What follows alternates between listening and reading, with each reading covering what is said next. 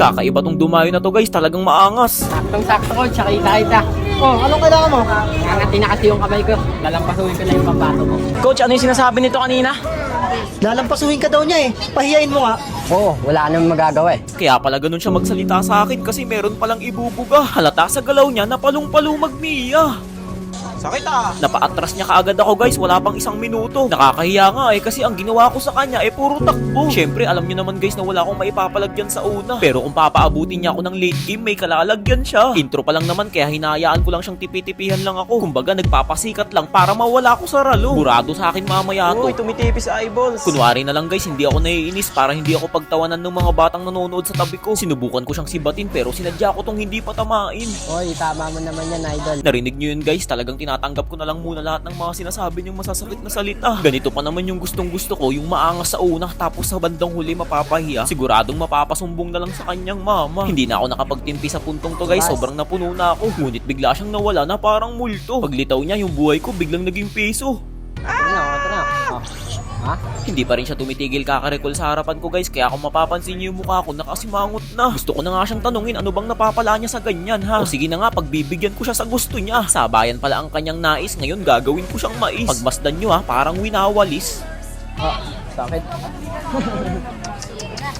Binigla ko siya sa part na to, hindi niya alam na naka-windchalant na ako.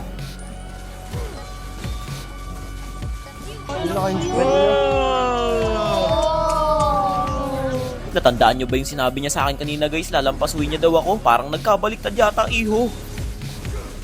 Sakit? No.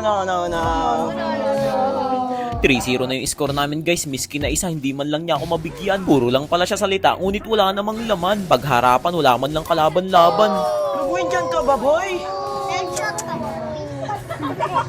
Dahil late game na guys, siya naman yung pinagtatawanan ngayon ng mga supporter ko dito sa amin. Maigi pa nga tong maliit niyang farm guys eh, mas nahihirapan pa akong tunawin. Kesa naman sa kanya sa sobrang lambot, parang nagiging gelatin. Bali naisipan ko na nga pala dito sa loob na lang ng base niya tumambay. Hayaan na lang natin na ang mga minions ko ang kusang sumalakay. Pagmasdan nyo siya dyan guys, parang kinakabahan na. Siguro sa isip niya, tinatawag na ang kung sino-sino para lang magkaroon ng pag-asa. Ngunit hindi ko hahayaang mangyari yun. Sa mga sinambit lang niya kanina, bibigyan ko siya ngayon ng leksyon. At ayun na nga guys, ang naging resulta ng laban namin 4-0. Grabe, di man lang siya nakaisa sa akin. Nice game, idol.